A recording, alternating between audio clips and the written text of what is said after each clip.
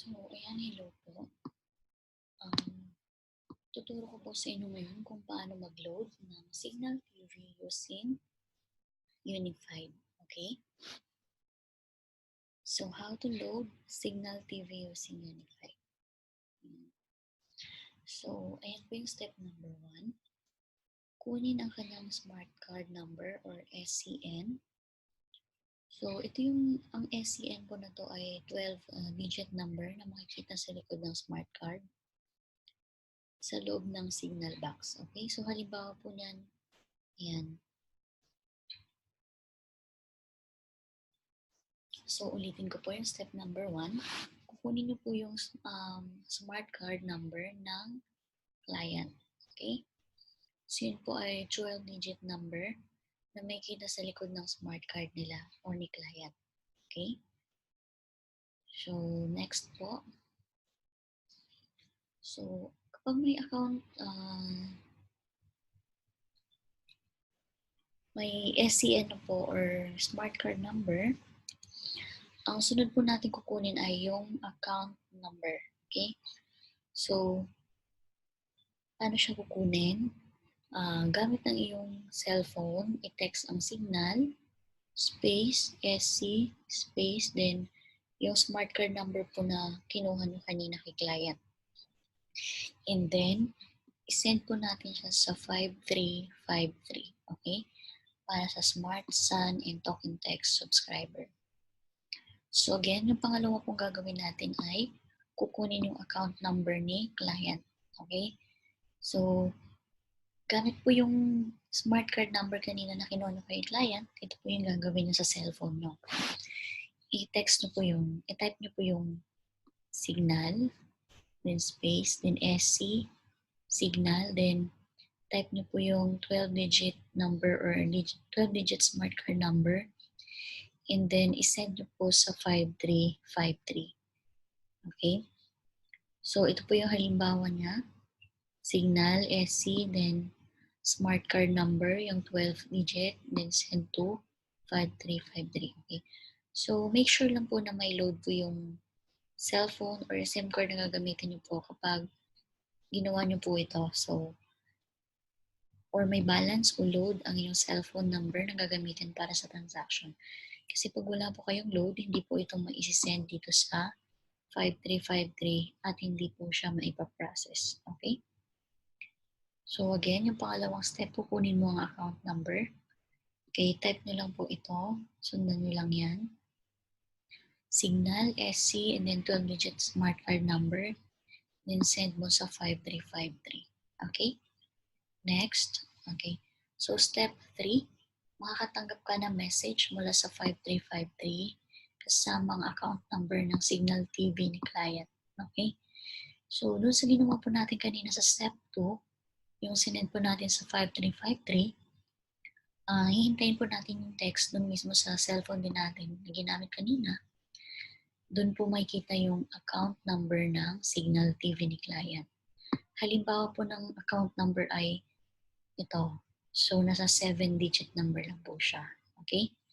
So, ayan yung step 3. Hintayin nyo yung text message na matatanggap ng cellphone nyo from or galing sa 5353. And then, kunin yung account number na makikita doon. Okay? Step number 4. So, dahil meron na kayong account number, ito na yung gagawin nyo. Mag-login sa iyong unified account. Okay, mag-login sa unified account. And then, tandaan, kailangan may pondo o balance ang inyong load wallet sa UPS system or unified account dahil doon, ibabawas yung bayad. Okay? So, ulitin po natin. Step number 1, kunin ang kanyang smart card number or SCN. Step number 2, kunin ang account number. Sundin lang po ito. Signal SC, then 12-digit number, then send to 5353. Step number 3, i-check yung message or hintay na message doon sa cellphone nyo galing sa 5353. And then kunin yung account number ni client. Halimbawa po, yun ay 7-digit number. Halimbawa yan. Step number 4, mag-login sa iyong unified account. Okay? And then, make sure na meron po. So, itutuloy po natin yung ating step number 4 dun sa pag-load ng Cignal TV using Unified. Okay? So, login na po natin yung ating account. So, ayan, nakalagin na po ako. And then, punta po kayo dito sa three dots na nasa right. Wait. 3 lines na nasa left, I mean. Click nyo po yung loading, then e-loading. And then, e-loading, may kita nyo yung regular, special, and prepaid. Piliin po natin yung prepaid. And then, type nyo po yung sa card type. Piliin po natin yung others. Load type. Ayan, pipili po tayo kung magkano po yung gustong i-load ni client. So, ayan. So, Cignal, for example, Cignal PRP plan 200. Click nyo lang po. And then, mobile number. Okay? So, sa mobile number po, ito yung pwede naman po na yung number ni client or number nyo po. Okay?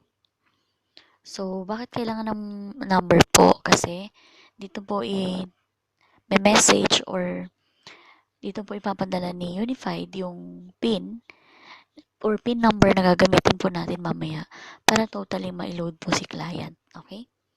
So, make sure po na active yung number na ilalagay dyan. Dahil after po ng transaction na to, hahanapin po natin ang message to ni Unified. Okay? So, for example, na-enter nyo na po yung number. Halimbawa lang po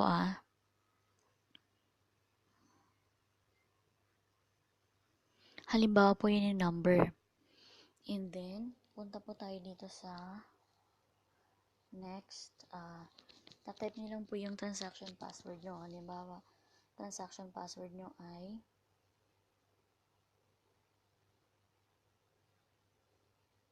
ayan. Halimbawa, yung transaction password nyo yan. And then, click nyo lang po yung done. After ng done, click nyo lang po yung submit. Okay?